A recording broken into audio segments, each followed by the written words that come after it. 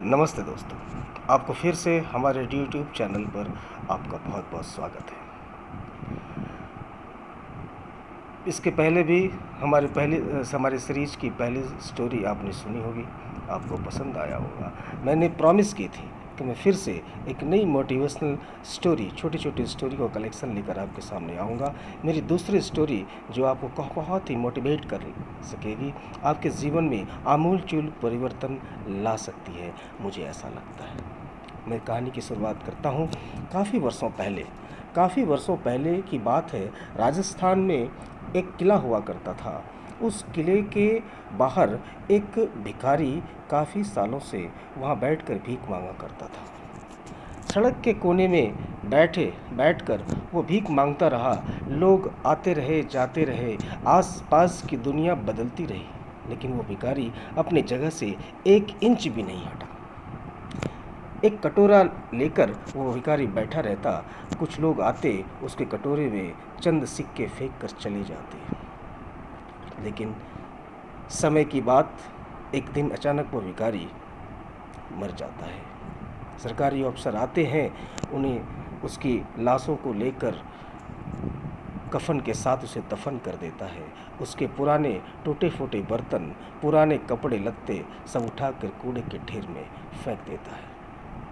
तभी किसी को ख्याल आता है कि ये भिखारी इतने सालों से एक ही जगह पर बैठकर भीख मांगता रहा, शायद उस जगह की मिट्टी भी अपवित्र हो गई होगी। क्यों? भीख मांगना गलत है ना। और शायद किसी को ख्याल आया कि ये मिट्टी यहाँ से 1-2 फीट की मिट्टी निकाल कर उसे बाहर फेंक दे और एक होली वाटर पवित्र जल से छिड़काव करके उस ज़मीन को, उस मिट्टी को फिर से पवित्र कर दिया जाए। फिर क्या था, लोग इकट्ठे हो गए। बड़े बड़े कुदाल, बड़े बड़े फावड़े लेकर वहाँ की खुदाई शुरू हो गई। अचानक मजदूर को खोदते खोदते एक बड़ी जोर की टन की आवाज़ आती है। शायद उसे किसी मेटल की चीज़ या धातु की वस्तुओं से टकराई होगी। एक मजदूर उसे अंदर झांक कर देखता है तो देख कर भौचक्का रह जाता है। वो कहता है, बाहर आके चिल्ला कर कहता है, साहब, बड़े बड़े पीतल के बर्तनों में हीरे, चांदी, मोती, जवाहरात भरे पड़े हैं। काफ़ी बहुमूल्य वस्तुओं से भरी पड़ी थी और सब देखकर हैरान थे। अब साहब, ट्रेजेडी देखिए, जिस ज़मीन के अंदर खजाना गड़ा था, वहीं पर बैठकर सालों से एक फ़कीर भीख मांगता रहा। हम उस फ़कीर की नियति पर, उस फ़कीर की मूर्खता पर हंस सकते हैं, लेकिन यह भी सोचना होगा कि शायद हम में और उस फ़कीर में बहुत ज़्यादा अंतर नहीं है। हमारे उस फ़कीर में बहुत ज़्यादा अंतर नहीं है।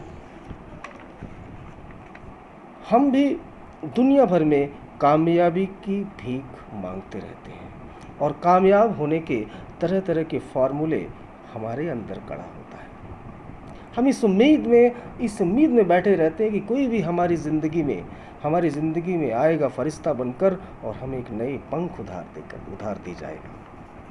कब तक हम उधार के पंख लेकर अपने ज़िंदगी को जिए? कितने दिन तक उड़ सकते हैं उधार के पंखों के साथ? अपने अंदर उतर कर देखिए, इतने हीरे, मोती, जवाहरात आपके अंदर भरे पड़े हैं कि आपकी आंखें चकाचौंध रह सकती है।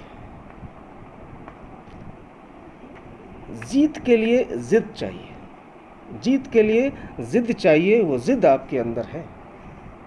जीत के लिए टैलेंट चाहिए, वो टैलेंट आपके अंदर है।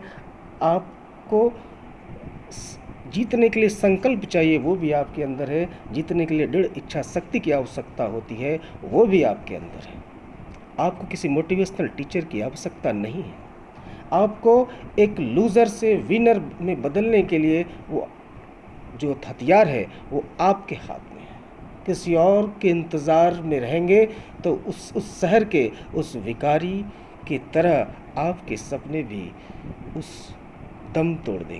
उस गड्ढे में दम तोड़ देंगे और आपका सारा खजाना अंदर ही दफन रह जाएगा। कब तक आसमानों में बैठकर विधाता की तकदीर लिखते रहेंगे।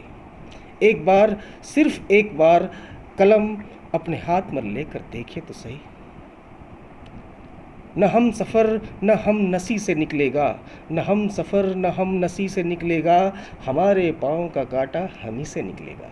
जी हाँ दोस्तों, हमारे पाँव का कांटा हम ही से निकलेगा। हमें कोशिश करनी है अपनी ज़िंदगी को बदलने के लिए।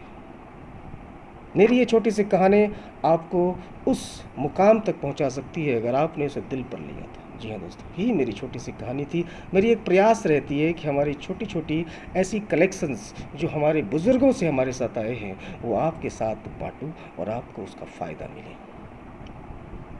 आपने हमारे सीरीज़ की पहली कहानियों को बहुत पसंद किया। उम्मीद है ये कहानी भी आपको बहुत पसंद आई होगी। आप इसे लाइक करेंगे, सब्सक्राइब करेंगे और अधिक से अधिक दोस्तों को शेयर करेंगे, जिससे इस कहानियों की छोटी छोटी चीज़ें जो आपको दिल को छूती हैं उन्हें भी फ़ायदा पहुंचा सके। फिर एक नई कहानी के साथ फिर आपसे अगली सीरीज़ में मुलाकात होगी। All the best, all the best.